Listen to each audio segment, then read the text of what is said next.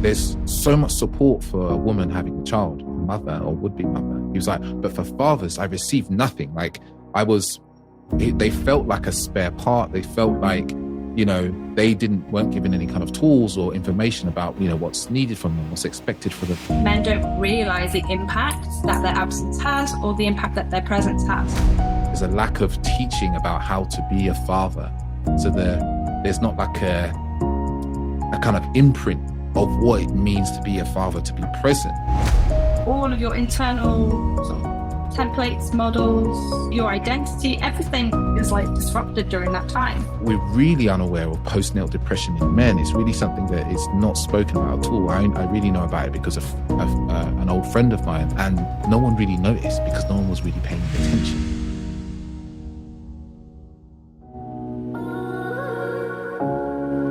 Welcome to the Authentic Man podcast. I am your host, David Chambers. This is a podcast for men who want more and less from life. More deep connection, more emotional intelligence, more self-awareness, and more great sex. And less. Less heartache, less conflict, less overthinking, and less stress. Creating dating lives, sex lives, and relationships that are incredible and authentic. My deepest goal is that you, the listener, can take away what you hear in this podcast and apply it to your life so that you can experience greater happiness, transformational growth, deeper relationships, and profound sexual intimacy. I believe that as men, we are capable of so much more depth than we are shown or led to believe. So join me as we get deep into this.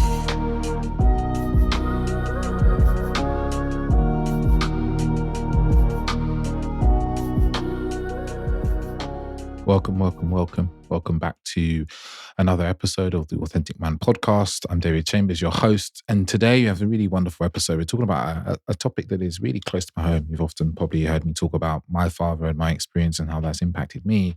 But I'm joined by Jenni Cawley to talk about fathering and the important role of fathers.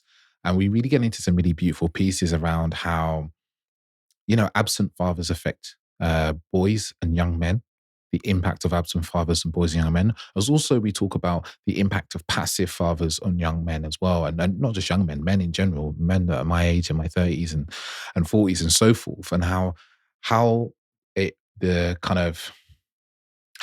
therapeutic space doesn't focus on men and the father of the aspect of fathering. And it's something that's only slowly swinging into peace. Jenni talks about her experience with that and why she actually started to focus on fathers as the main line of her therapeutic work. We talk about what you need to do and some of the conversations you want to start having with yourself, the thoughts and ideas of yourself as a man pre-father. So before you're even talking about becoming a father with your partner or before your baby is born, the sort of conversations you need to have with yourself and also with your partner about how you want things to be, what sort of father you want to be. We talk in some detail about some of the ideas and the conversations you need to have with your partner and also with yourself. We touch on postnatal depression in men. This is a piece that, is really little talked about as well. And we also talk about how you can kind of reparent or deparent yourself and your inner father and connecting to that. So it's a really beautiful episode. Super grateful to Jenni for so much of her wisdom. And the episode could have been 3 or 4 hours long. But yeah, I guess I really want to get the episode, but actually the one thing I will say is, and this is completely separate from fatherhood, I have a workshop that's happening on the 20th of November, which is all about creating the spark in your dating life. It's a common thing I meet as men who are struggling to create that kind of aliveness in their dating life, to create that spark of connection and depth with the women that they meet. So in this workshop, I'm going to be going over various techniques and ways and why your conversations actually turn women off, but also going to talk to you how you can transform those conversations. So the link to that's going to be in the show notes if you're interested in that. Or if you're interested in one-to-one coaching with me as well, there's also a link to have a conversation with me about that. But without further ado, I'm going to let you get into this episode. to guests are back with an episode that I think is really important for us. Very important for me. This is, this might be partially just me trying to get more information and understanding of myself and my future roles that I will be playing. But I know this is to be a difficult topic for many men. And that's around this kind of idea of fatherhood, as well as our father wounds, because a lot of us men, we kind of have a father wound that we pick up from our fathers. And I'm sure we'll get into the details of that later in the episode. And today I have a wonderful guest with me, a relational psychotherapist, which is something I just love the sound of those words put together. Jenni Cawley, how are you doing today, Jenni? I'm good. It's really lovely to meet you. Yes, we came across each other through my partner, also, who, if you're a regular listener, you're very well acquainted with. Also came across Jenni and was singing her praises to me. And when I heard what it is that she does, which you're going to learn about in a moment, I was just, straight away wanting to get on the podcast to really help you, because I know that fathering and having a father in of itself is hard. Like having a father, my experience of my father was so traumatic, which I'll probably touch on through this. It's impacted my life in so many ways. But let's start. So Jenni, what was your journey to doing the work that you do now? I imagine you didn't go straight into being a relational psychotherapist working with fathers on the topic of fatherhood. Yeah. Well, my first degree was in English literature, which is also I was always living with a sort of curiosity about humans and relationships, and I suppose that was the way I did that for my sort of first bit of working life, was to kind of to try to study English literature. And then I got a job in a media agency in the editorial sort of side of things. So I was sort of pseudo-marketeer, pseudo-journalist for the first sort of 15 years. And parts of that I really loved. I loved the creative part of that. I loved the sort of the relational part of that and the vitality of it. But there was something that I didn't quite feel like I was connecting with people or with meaning or purpose. And at the same time, I was also sort of moving through my own, I suppose, emotional journey. And I came into therapy myself when I was in my late 20s. And I'd done about 4 years of therapy with a body psychotherapist, which was just sort of who I ended up with. But I was really lucky because he was an amazing person as a therapist, person to sort of, he really knew how to fit with me. And so I suppose that was sort of, the relationship was already part of the healing really early on.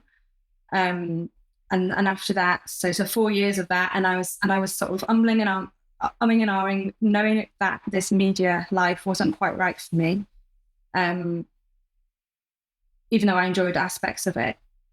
And then it was like one day I was in Berlin, and I was in a sort of a bit of a swanky store. I was in like Soho House in Berlin. I think I'd got sort of a cheap deal. And then I was like, actually, I think I want to be a therapist. And my partner was like, cool. And so I remember emailing my therapist, telling him, guess what, I want to be a therapist. And he was like, yeah, this is going to be great. And so that was sort of my early 30s, late 20s. And then the training took as long as it takes. You do sort of counselling training, and then you can do the next sort of level on. And then I sort of qualified sort of around 2016. Started working with clients before that. So I was doing 2 jobs for a couple of years, and then sort of made the leap into full-time private practice. And so, yeah, that's how it all started. Wonderful. And it's, it's a quite common experience I find with many of the guests I have who are, coaches and therapists and healers and all sorts of things in between, is they come into, what you call regular work, working at a company, doing something in a corporation or something like that. And through their own growth and journey, they realize like, hey, this isn't what I love doing. This isn't what brings me joy and happiness. This isn't allowing me to make the world a better place. And usually through realizing that, but also their own kind of healing work and journey, they find what it is that brings them that spark of joy that helps them, make the human race a better race. Yes, exactly. And also just the meaning of it and making meaning. And there's something about sort of just plodding through the 9 to 5 that it's really hard to find meaning in it. Well, it was for me. And it has to almost be a sort of question that you're not really taught to ask yourself that question until it's almost like you realize that there is no meaning. And so for me, that was, it was sort of a couple of years of sort of wandering around the dark and then going, but what can I do? And I remember someone saying to me, what's a thing that you could talk about forever and ever and ever? If you're at a party and you just want to talk about that thing. And I was like, it's like people, it's feelings, it's like inner worlds, it's the deep stuff. And that's the thing I can talk about, even though ironically I don't do much talking now as a therapist. I'm more of a sort of space holder and listener, but actively, that was sort of I suppose a light bulb moment of what sort of helped me take the leap into that training. And then you also asked about specifically the father. I'd say the sort of interest in the father. I guess it's sprung kind of not so consciously, sort of consciously from my own interest and my own experience. So when I started working with clients, I always had an interest in sort of the absent father, that sort of the lack of fathering. And that was also sort of part of my training. What I noticed during like all the theories that we chew through, we sort of reflect on, we bring into our sort of personal process work. All those theories are all about like traditionally, like sort of, we're starting with Freud, was all very like, sort of that idea of like, tell me about your mother. So that was that idea of like the maternal role, the maternal function. It felt like a lot of the theory was really heavily weighted in around the mom. And sort of also the feminist in me was like, what about the father? And obviously in those years, like there was that sort of that part of history, of course, it was the mom was doing the sort of the nurturing, the caregiving, and she was primary caregiver. But, post-war things changed and mom was less at home, but then that father necessarily didn't come back into the home. But there was a sort of shifting in the theories around where it became less about the mother. So sort of stuff like attachment theory, that wasn't necessarily the maternal caregiver, that was more about primary caregiver. So I noticed that, but I was still sort of hungry for like, I want to learn about the father. I want to know what is the father's role here? What's the energy that he brings to this sort of this amazing process of raising a human? Where is all that? And I still sort of, I suppose I left training feeling a bit hungry for it. And when I did my dissertation, my research project, I did around the experience of the absent fathered therapist working with an absent fathered client. And that sort of got quite murky, and I didn't necessarily bring me any big sort of, there were themes in it that then sort of set me for a bit. And then I was like, right, okay, there's only going to be one way to actually do this work. I can't do it from the box. I need to do it with the people, but sort of in real life, in the relationship, in the therapy room or the therapy Zoom, whatever. And so that's sort of, and it's just organically come from there, but there has been a big personal part of it as well. That's fascinating. So, because I had a previous guest, a friend of mine, a woman called Ailey Jolie, and she was telling me how, or the question I asked her at that time is, often men feel like it's said that therapy isn't geared towards men, and I've heard various men's Instagram accounts, because that's where I hang out and spend most of my time in my life, basically, talk about the fact that therapy isn't geared towards men. And she also mentioned exactly the same thing you mentioned, that during her therapeutic training, there's a lot of focus on the mother. There's a lot of focus on women and how women want to express and fit, and how women tend to express feelings and so forth. But it's interesting to hear that even the therapy training doesn't focus enough on the father as a important aspect of raising a child, raising a boy, raising a girl, whatever it may be. they're almost discounted as not being as important. Like, not consciously, but quite unconsciously, they're seen as being like less important. And I find that fascinating. And I know the word fascinating is a somewhat,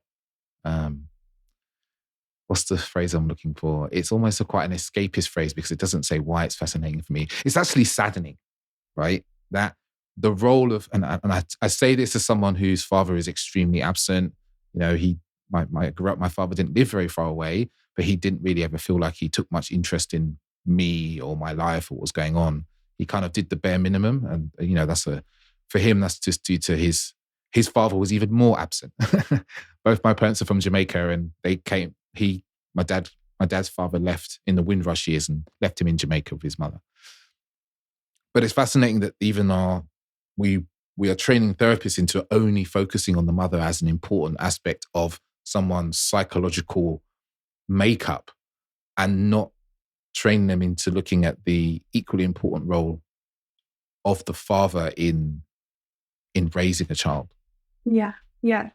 It's definitely there, and it's definitely history, the context of the theories. A lot of the sort of grounding theories in therapy come from that time where there was, caregiving was really gendered. But what I've noticed in the last 12 months is a lot of the CPD, like the continual professional development that every therapist should be doing, is a lot of it is actually about fathers or fatherhood and masculinity. And I'm like, yes, sign me up. And so it feels like there is a sort of the tide is turning. And the sort of, when we got to the contemporary theories, that's what it was called, part of the training, that was, there was a lot less gender in that, but it did feel like I said, the weight was definitely sort of uneven. And I think that is just sort of an expression of what is in the world around us as well. But it doesn't do a good job of sort of supporting or bringing awareness to sort of men in their everyday. It doesn't sell fathering well. And taking sort of Anna Freud, I think they've got on their website how fathers aren't held in mind, which is sort of a bit of a therapist-y, speaky way of saying they're not considered. And so even, and they talk about that from a sort of service provider point of view. So things like sort of maternity appointments and things like that. Even then, the sort of fathers are sort of invited along as a sort of plus one, but they're not considered as sort of essential to that, to the sort of prenatal stage. And they've got a big thing about sort of making sure that fathers are included at every stage. And even if you think about COVID recently, recent history, a lot of fathers couldn't go to the maternity sort of scans and things like that because of COVID, and it was like you had to reduce the footfall, and they were like they're not so important, but actually that you could really argue with that. Actually, they're crucial. They are 50% important, as we would be with a month, of course. Yeah. And I think this is fascinating because, why is this so fascinating to me? Because there's also the narrative like that fathers don't show up, right, in the fathering of their children, whether that, even if that's with fathers who are, with the mothers and so forth, that they don't contribute. But it's almost as if kind of what I'm hearing is like fathers are, before a baby's even born, they're being sub-communicated to them that they're not as important, because like I know some fathers, or just, I say new fathers, anyone that's only been at it for 2 years in my eyes. So I know some new fathers, and I spoke to you after they had their kids. And one of the things they said to me was like, there's so much support for a woman having a child, a mother or would-be mother. He was like, but for fathers, I received nothing. Like they felt like a spare part. They felt like, they weren't given any kind of tools or information about, what's needed from them, what's expected for them, like, and stuff like that. And it really impacted a couple of them actually who I spoke to. And I know one or two who actively went out their way to find men's groups that talked about fatherhood and podcasts and stuff, because they felt there was such a gap in the fathering. And it's just fascinating that there's this gap in the kind of health service and how we gear fathers up. And I wonder how connected that is to them feeling, internalizing that themselves and not feeling like they're part of the process and they're just a kind of second-class parent. Yes. There's so much in this. And I'm also sort of thinking of, you talked before about how the absence has started generations back, and it's not just the father doesn't become absent. The story of absence doesn't just start with that particular father. You look back and you go, oh yeah, there's absence there, and you beyond the generations, and so there's no model for presence. And it's everywhere, and there are absolutely. I think there is building consciousness and building intention about inviting fathers back in, but they really have to sort of undo a lot of less conscious beliefs around what it means to be present, what it means to be engaged. And it has to happen on both sides as well for the woman, because if you've got, for example, a mother-to-be who perhaps she's had an absent father, she doesn't really have that experience of what it's like for a man to show up for her. And so that could be, oh, it's okay, I'll go back, I'll go alone, I can, it's no biggie. And that sort of enforced self-sufficiency.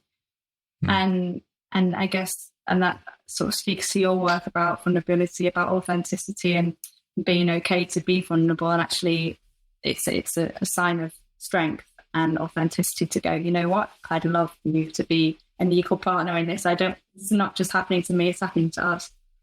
Yeah. It's being the pregnancy. Yeah.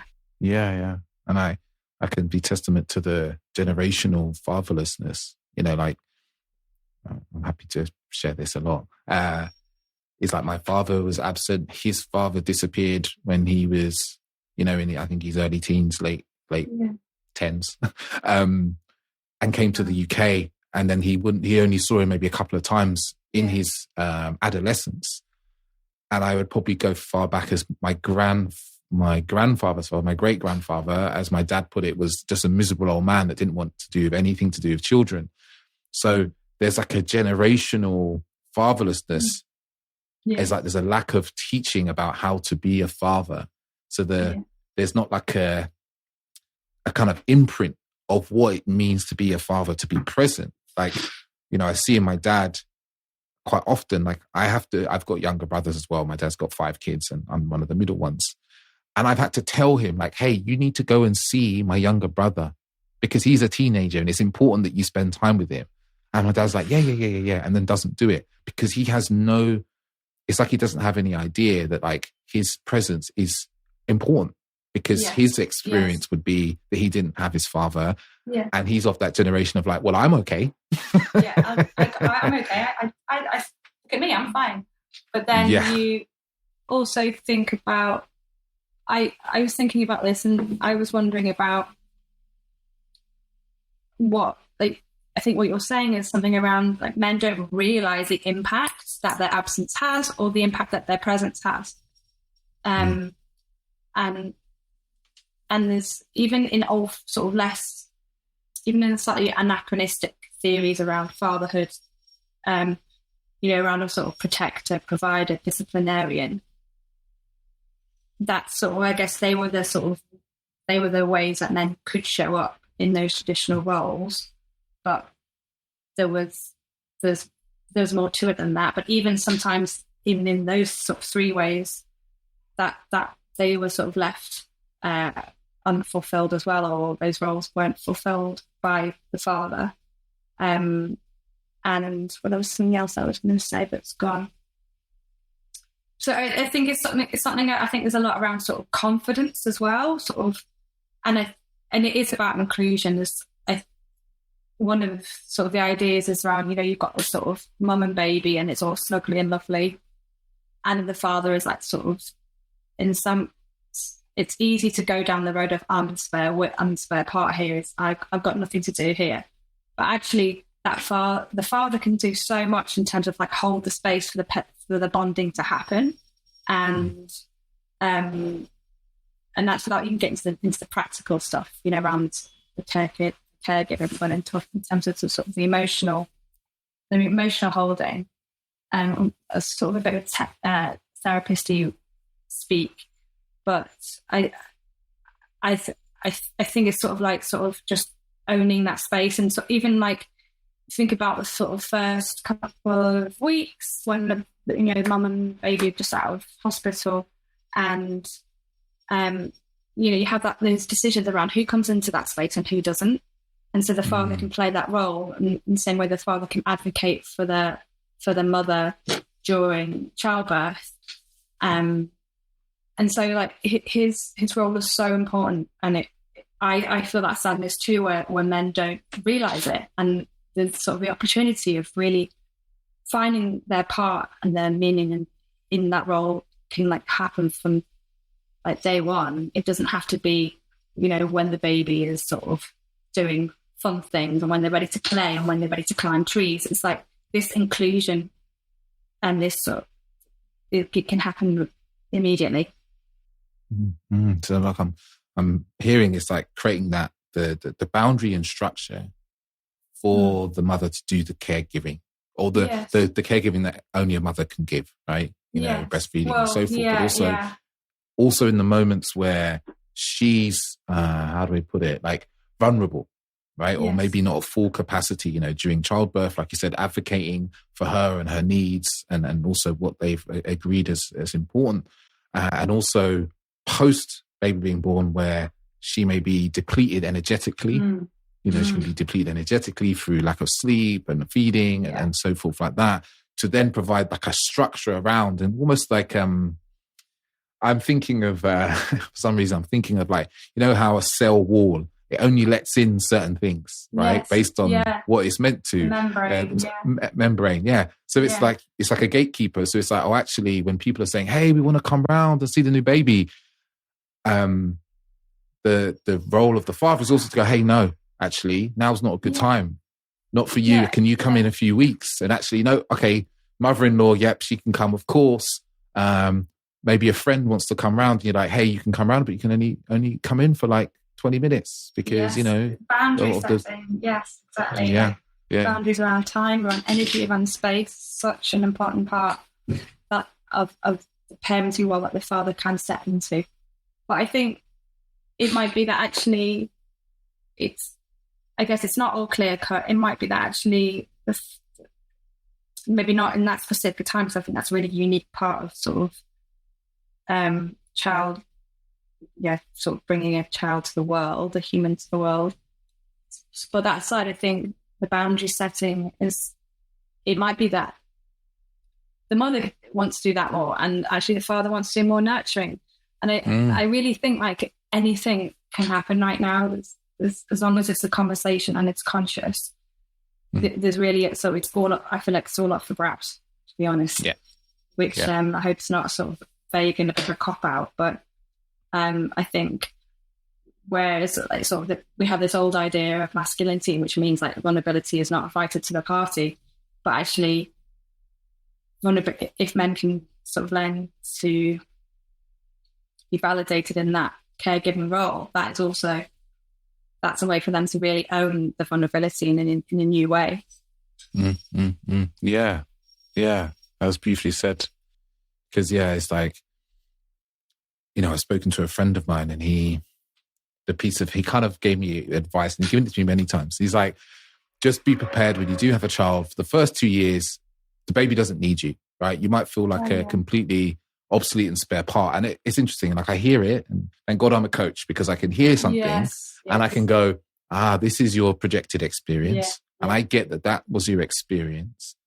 And so I dig a little bit deeper, and, and I might be like, why is it that you felt like that? What happened in your relationship? What was the communication levels like? And I got to understand a lot better that it doesn't have to be that way. And I kind of, my point of view on this is quite similar to yours, even though I have no experience of, in that it's up for grabs. And it's actually, as you said, there's a conscious conversation of like, how do we want to be as a couple, as a unit, as a family, when this, new baby comes into the world? What are some of the agreements that we want to have in place, both with the outside world and also with how we show up inside our kind of internal family unit? And through that, from what I'm hearing you say, is that that's how we create a I'm going to say, defined and semi-defined role of fatherhood in the beginning, where we actually speak it out loud. We actually say what we want it to look like, instead of just allowing ourselves to fall into the grooves, the mental grooves of our existing imprint of what it's going to look like. Because that also, I imagine, creates a lot of conflict between partners, because their two internal grooves may completely be out of alignment because they haven't had any conversation because of their different upbringings. Yes, that's such an important part of what I think what happens in the end before the baby comes, is to really start to think about, it sounds like this is a big part of what you support people with as well. Think about what they want the family to look like, what they want the partnership to look like. What's different about what was and what you want to be like. And I think right now there's a lot of sort of rule rewriting or like manual ripping up, and I get excited by that, but I also think it can be really confusing, and it's a bit, sometimes think about it in terms of business terms, like running a startup. It's like no one really knows what they're doing, but we know we don't want to do it that way, and so so that's sort of that very flat sort of hierarchy, and sort of your finance person is also your marketing person, and I sort of think about it in that way, and I sort of say that to sort of bring a bit of levity, really, because it can get dark and scary, especially when you think about sort of birth trauma, and I think men can be vicariously traumatized through birth as well, and that's not really spoken about. And then think about sort of depression that men can get around that time. It's any big life transition is always going to bring up that stuff, the unhealed stuff, or it's an invitation to go deeper into what needs more love and care and attention, and that happens both, on both sides of the parenting dyad or duo. So yes. So what else? I feel like I could talk about this forever now, to be honest, because it's like I want to really just jump an in. exciting time. Yeah, I want to jump in because it's something that I think is really underspoken about this, because I only learned about this maybe 4 year ago. So if I learned about this only 4 years ago, I imagine that most men have no idea about this, which is postnatal depression in men. You touched on it just there. My mother had postnatal depression with my youngest sister. And at the time I didn't know, because I was only probably 10, 12 years old, but I later found out. But I was aware of postnatal depression from a very young age because a family friend, she had postnatal depression. It wasn't spotted. She eventually had schizophrenia. So I was really aware of postnatal depression as a young man. Most men are not really aware of postnatal depression in women, full stop.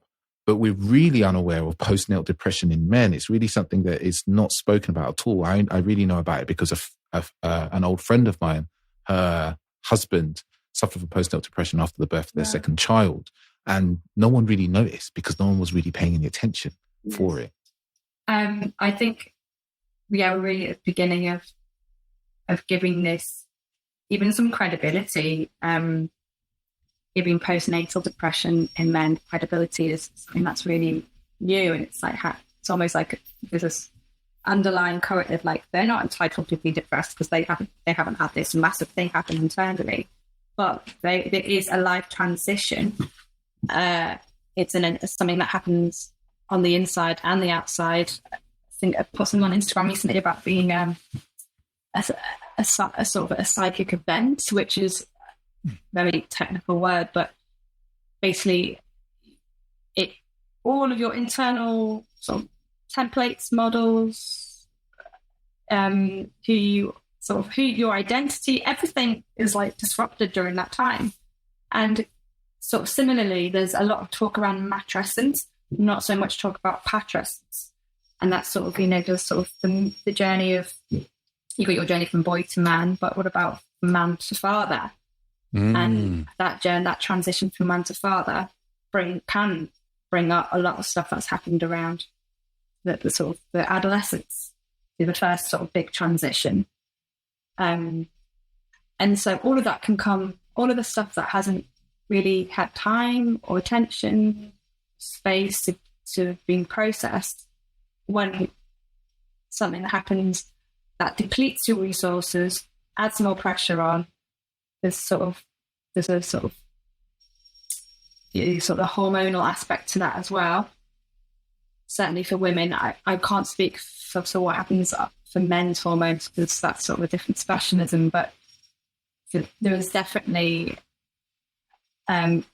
changes that happen in the internal world and the outside world that can provoke or trigger a depression. And and it can be, there's just so much in depression. I think it's like one of those words that it means so much for different people. And I think postnatal depression will mean what different from, this man to that man to this man, because it depends on what else is in their history and their experience. Yeah, wonderful. Yeah, well, not so wonderful, but it's great that it's just a topic that's being surfaced more and more, because like you said, it's this massive event, coming from, boyhood into manhood, and then manhood into fatherhood. And it brings up all this stuff from our experience of being fathered. Exactly. Like me and Orsa have been in the kind of, speak quite openly about this, the practice of talking about trying to start having a baby. And what it's brought up for me is all this stuff about my own father and my capacity to be a father. And it's been like especially this year has been a big year in terms of like talking that stuff out loud and noticing that for me personally, when I was talking about like potentially starting have a family, that I would feel a lot of fear and I'd feel a lot of anxiety and worry and even struggle to have the conversations about things. And I've had to, do my own work, whether that's physical work, whether that's mental work, talking to my own therapist about that to release some of that. And I think that's something that you're kind of alluding to from what you said there, is like men don't necessarily think about the stuff that will come up for them just when they start to think about being a father, and they don't necessarily have spaces or people to go to talk about that stuff so they can clear some of that out of their system before they prospectively become fathers. Yes. And I know there's words clearing out your system, and I think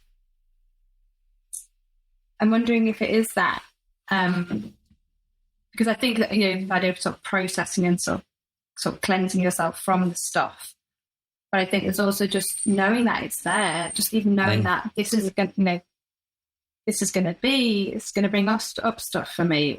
How can I resource myself? How can I start sort of finding my dad tribe now? Like, how can I start, like, it sounds like this is definitely happening for you. You're really like, I can hear your consciousness going, it's there, and your curiosity. And it's like, how can I start making this like a safe space now, safe identity now? Like, how can I start redefining who I am, who I want to be as a father, like right now? And what do I need to let go of? Like what sort of ideals or fantasies or sort of shadows do I need to kind of say goodbye to, or say thank you, but we've had our time together. It's time for a new era. Yeah. Yeah, exactly that. And I in the last 9 months, 10 months even, I've consciously like connected with a lot of my friends who've had children in the last kind of 5 years, to talk to them and have conversations with them about the decisions and choices and thoughts that they had beforehand. I've consciously asked them like what things would they do differently, men who I kind of respect and I've known for many years. And I've had multiple conversations with these different guys. And I was even in a men's program with a teacher who had on the podcast, a guy called John Wineland. And there are multiple men in the program who had children. So I would talk to them about it. Like, this is where I'm at now. Like, we're talking about, potentially trying. So like, this is what I'm afraid of. This is what I'm scared that's going to happen. This is what I'm scared about myself and my capacity. And having those men there to be like, hey, like, I understand your worry. I had that worry. Like, this isn't something you really need to worry about. There's these other things that you might also need to consider, like, okay, and have you thought about talking about what sort of parent do you want to be? And that's been invaluable because it's allowed me to bounce these thoughts and ideas off people who have experience, but also just be heard and not be like told like, what are you worrying about this? You don't need to worry about this stuff yet or anything like that. It's just been really, and some of my emotional capacity work is being with the fear that I have while being able to still say, present and so forth in, whatever it is, my work with my partner also. And it's been really valuable. And I hadn't really realized I was doing it, because I just was like, oh, well, I need to know more about this. So who should I talk to? And it was like, there's these 5-6 people. But I imagine this is not a thought process that a lot of fathers get to have, or get the opportunity to have, because maybe they're not thinking about it, or fatherhood kind of comes on them quite suddenly. Yes. Everyone's journey into it is different, and the level of consciousness into it. And when you were just speaking, then I was thinking how a lot, I can relate a lot of what you're talking about. I can relate to as a mum. I've got 2 boys, and so I suppose what I learned was, and I think this is maybe part of what can happen. Well, I'll finish my sentence first, because I'm right. So I talk about 3 thoughts at once, 3, 4, 5. What can happen is, so you go, especially if you're having children later in life, you build up your systems and your self-care routines, your structures, your resources, and it's sort of, you move through life in a certain way, and then suddenly you become a parent, you don't have access to those same resources anymore. You have to find a different way to sort of look after yourself, and that can be like really daunting. So I suppose when I hear you say that I'm already making it, it's sort of, this is a group thing, this is a community thing. It's not just me, you, and also in your in your home doing it alone. You've got a sort of bigger nervous system to connect, to sort of collective nervous system to plug into, that's going to sort of hold you in a different way, in a sort of bigger way.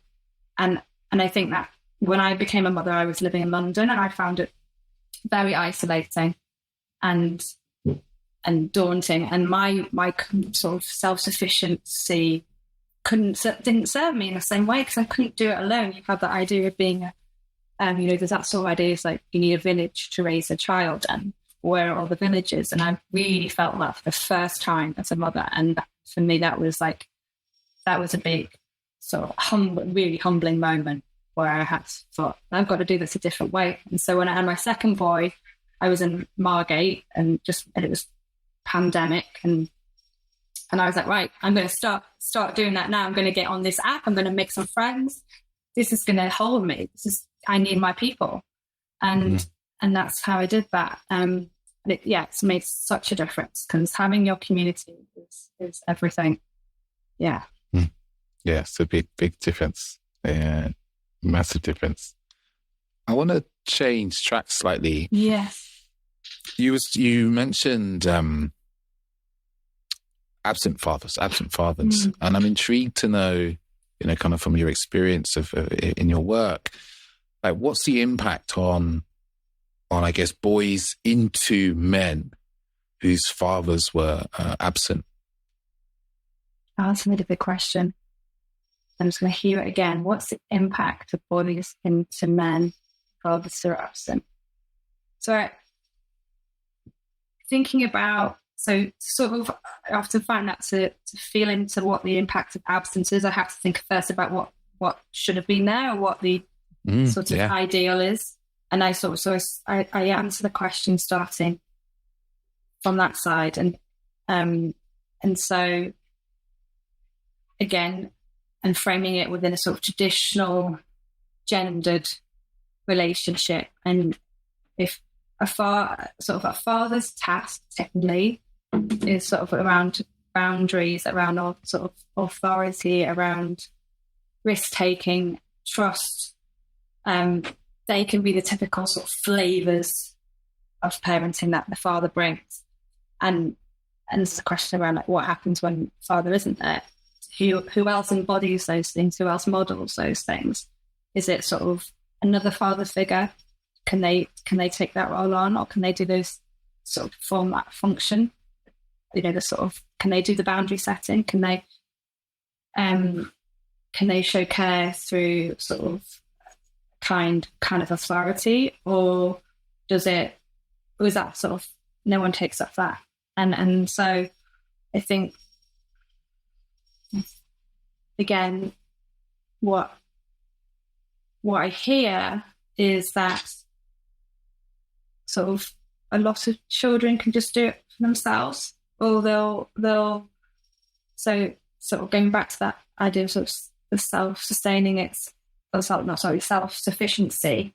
They grow up quickly, and they'll sort of fill in the gaps themselves, and it's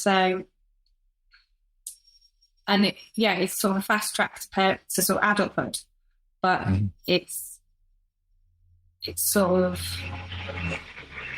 happens in a way that it's not a sort of solid build. It's a little bit sort of like those prefab buildings that are built too quickly, and then everything doesn't work in them. It's not everything, but like the utilities don't work, or the sort of heating doesn't work because it's just gone up too quickly. It hasn't been given that slow sort of reassuring love that really helps the confidence build from inside outwards, rather than sort of you're having this cutting the corners and trying to sort of do the thing for yourself. So thinking about, I've sort of lost a bit of track here, but thinking about your question, that's like what you're saying is like, what is the impact of not having a father when a boy becomes a man? There can be stuff around. So another typical role that a father is supposed to facilitate is to help the son leave home. In that, traditionally, one of the ideas is that sort of the father's stands outside the sort of mum and child. Trying not to use too much technical words, like the partnership between mum and child, or mum and son. And the father helps with this really important process of separation. It's another word for individuation, where they kind of start to put a foot in the outside world, and they start to get a sense of themselves in a group, sort of peer group, and so they move from this, sort of the family unit to sort of the bigger unit of who they are and how they sort of move in the outside world and who their identity is in a peer context. And so that's one idea that a father does. So again, it's like, so if that doesn't happen, that hasn't happened, sometimes it's almost like the idea of apron strings. It's a horrible sexist image, but I haven't got a better one right now. So there's still an attachment to the home. There's still sort of like they haven't really become a man, like an adult. There's still a little bit of boyishness about them. Like a mummy's boy. Yeah, that's sort of one idea. So got that idea. I can't say it without sounding really like negative, but there's sort of child in a man's body, and they haven't quite sort of learned to be in the fullness of who they are, and there's still that sort of, I guess it's a little bit another word, regressed. So that can be part of it, and it can just be stuff like, it's not like, I'm a mummy's boy, but it can be stuff like learning to have a different opinion to other people, rather than just sort of base that. I think what the father does is sort of offer a different opinion to the mum. It's like, no, there's more than one. This group is made of multiple voices, multiple experiences. It's not just like this, I guess, a codependency between mum and son. There's actually an alternative, and it's okay to be different. And here is what difference looks like. And so that sort of differences can be modelled healthily by the father. So I think that's all sort of in there as well. So how to be with healthy difference, how to be separate but still belong, and there's a lot of sort of how to hold two tensions at once. And there's so much there that is really fascinating, really interesting to me. I'm like, oh my God, where am I going to pull the thread? Because I really throw it in thick, don't I? No, it's because the reason why is because I kind of looked at this through the lens of my own experience, because a number of my clients are men who have had absent fathers. And I'm looking at it through the lens also of the kind of clients and men that I've worked with and spoken to have had fathers who are there, but are not fulfilling this role of the kind of the man, the father who individuates, that helps the son individuate, helps the son have opinions, who sometimes I'm clumsy with my terms, but it's like a man who is in some ways quite passive to the mother. So he doesn't provide that modeling, but actually provides the modeling of not the opposite of what you're saying, but like provides the modeling of, say, not having a different opinion from the mother, not telling the son, hey, it's time for you to get out of the house now, time for you to go and do something, or he's not providing that. Or as one of my mentors calls it, he has a beautiful phrase. He's like, your mother is meant to show you that you have a heart, and your father should show you how you can put your heart into the world. Which I think is really beautiful. And it's like maybe a father who hasn't had that. And it's interesting that, as you've explained it there, I'm seeing it's like, having a father who is absent and having a father who is maybe not fulfilling those roles, or maybe is passive, or is lacks in assertiveness, or I'll call it lacks in that kind of masculine energy, to set boundaries, to have an opinion, to hold two opinions at the same time, who has purpose and shows you purpose. The impact on the man may be very similar to a man who has a father who's there, but isn't maybe in his power, should we call it, and a man whose father wasn't there at all. Yes, I really, really do that. It's something that is so subtle but so important, that passivity and how and the impact of it, I think, is real, and I think, and it can mean that, it's so. I think it's almost like one of the themes of contemporary themes is how to be with difference, how to sort of to bond through difference and to honor difference. And I feel like that's if you think about that, sort of gets quite big. Wow, like the father can do this amazing thing, and it's not just about sort of the setting the rules in the house or being the authoritarian. Like those ideas are out. There's a much more sort of subtle masculine energy that I think is really essential to sort of the family's health. But passivity is one of those. I think, sort of at one end it's passivity, and the more trauma end is like emotional neglect, and that is something that has like real consequences. And I think also that sort of emotional absence it undermines it, or it can mean that people don't give. It's so subtle that people are like, my dad was there. Well, he was there. He's present. He's there. And it's like, but how was he there? What's the quality of his presence? That's what's important. How engaged was he? Or was he just he just deputized to your mum? Did he ever, how did he sort of look after you? How did he advocate for you? How did he show that you're worth caring for? And yes, it's really crucial. It's so many different ways that a father can father. I think that's what this sort of our conversation is revealing. Yeah. And I'm imagining, assuming that way of fathering then impacts the wound that we carry about our fathers, our father wound. You could just explain like what is a father wound? Yeah, actually, I think about that, and I don't think there's one neat answer to it. I think it's any wound, any emotional rupture that happens within that father relationship. So for one person, it can mean like dad didn't show up to watch me play, or watch me perform or play or whatever it was. Like dad wasn't there physically, or it can be that dad never stood up for me when mum was criticizing me all the time, and there's sort of that disappearance. It can be obviously you have your sort of acute, you have your experience of a physical abuse that is extremely wounding, and that gets tidied away very quickly. not quickly, it can be something that is just too much to go into that level of detail.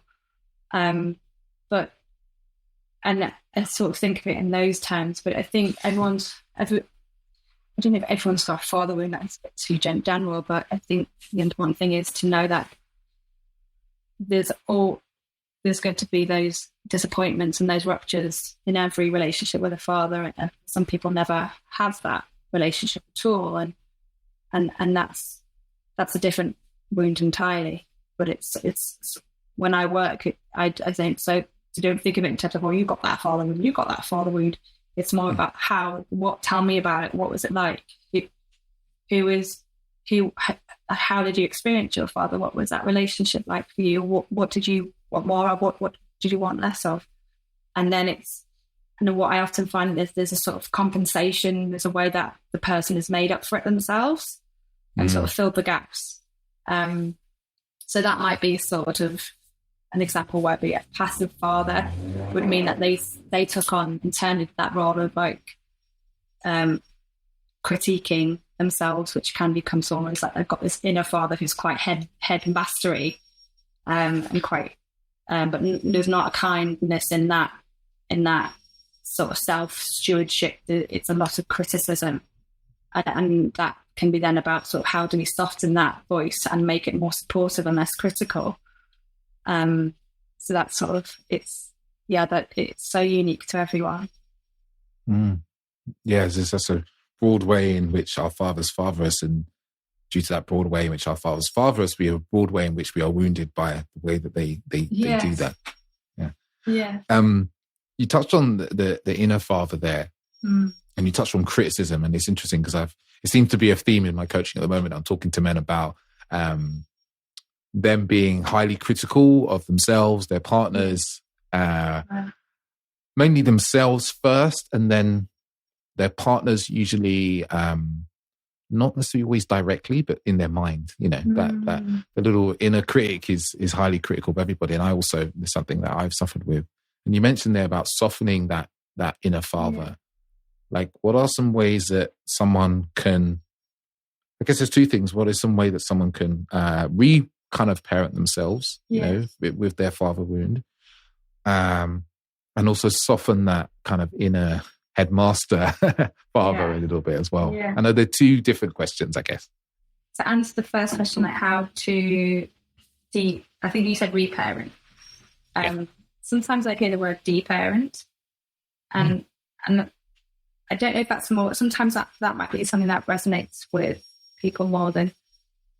But either way, I think it's about often what the father, sometimes with fathers I work with, I say, we hear that critical voice that comes into the session, and I say, would you speak to how would you speak to your son? Like if your son was going through that, how would you speak to your son or your daughter? Or even it can be like sort of, or a niece or nephew.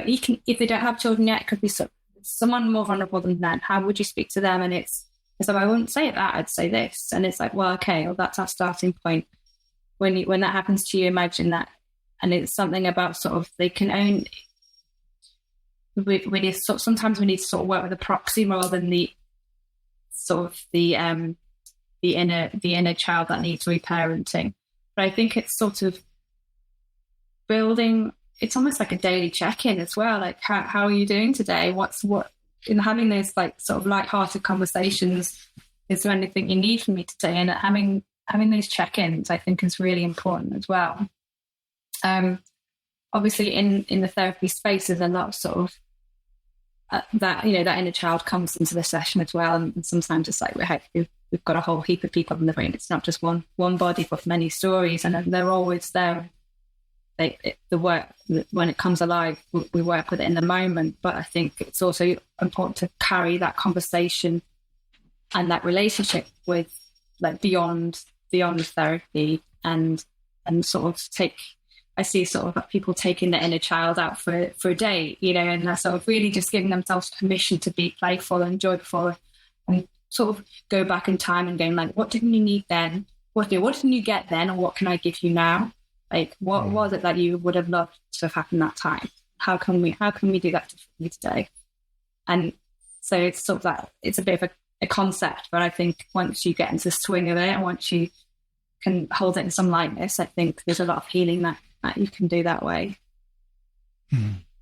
Beautiful. Beautiful. And I'm aware that time is running away from us. And I feel like we could weave in and out of this topic enough, but we've actually covered a lot around, fatherhood, the father wound, and how that shows up in men's lives in particular. But I'm sure the listeners, they've been listening, they've been enjoying all the wonderful wisdom you have to share. Like, how do people get in contact with you? How do people contact you to work with you? So I've got a website, jennifercawley.co.uk is my website. I'm on Instagram, Jennifer Cawley Therapy.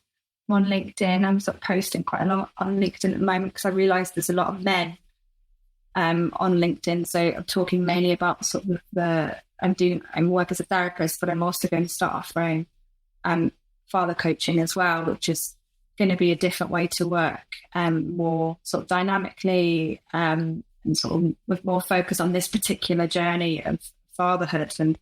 And so that's my mission, is to really to honor this process and this change. And I want to be able to sort of support men in that way. So it's Instagram, LinkedIn, and my website is the main things to contact. Awesome. I'll put all those details in the show notes of the episode, so people can just go down there and click through. Jenni, just big thank you. Thank you not just actually for today, but also for seeing this gap, for seeing this gap for men in fathering, and the gap that exists in seeing it as an important role. And I think we're seeing a shift in society in many ways. I think maybe we saw a bit of a swing towards fathers are unimportant, in some generations. And now we're seeing a slow swing towards actually fathers are super important in many ways. And there's a lot of research I know that exists. And yes, just super grateful to you and thank the you work so you're much doing with men. Yeah, I've loved talking to you. I realise how much I've got to say about it all. And it feels exciting to be aligned and to have other people to join up with in this as well. Yeah. Awesome. Thank you. Thank you, listeners. If you've enjoyed the episode, please feel free to leave a review and subscribe and share it with somebody. But also, if you really enjoyed this episode and there's some tidbits of wisdom that you've taken that you would like that have been really useful to you, I'm sure me and Jenni would love to hear from you about, what you got out of it, what you learned, maybe something that, you can see in the fathering you received, or maybe something you can see in the fathering that you have yet to give or started to give that can start to shift. And we'd love to hear about what that is. But until next week, I have to say, ciao, ciao. I want to say a big thank you for listening. It's people like yourself that really help get the podcast out into the world, especially if you're often sharing the episodes and the podcast with people that you feel just could do with listening, right? Can see a different way of being a man, maybe a different way of having dating lives and intimacy and relationships. So I want to say a big thank you. And if maybe after listening to this episode, you think, there's someone actually who could really do with this, please share it with them, share the love. I'm really, really grateful. And if, you want to get in contact with me for any questions, or you want to talk about coaching or any working together, feel free to reach out to me on Instagram @theauthenticman_, or you can email me hello@theauthenticman.net. Thank you very much.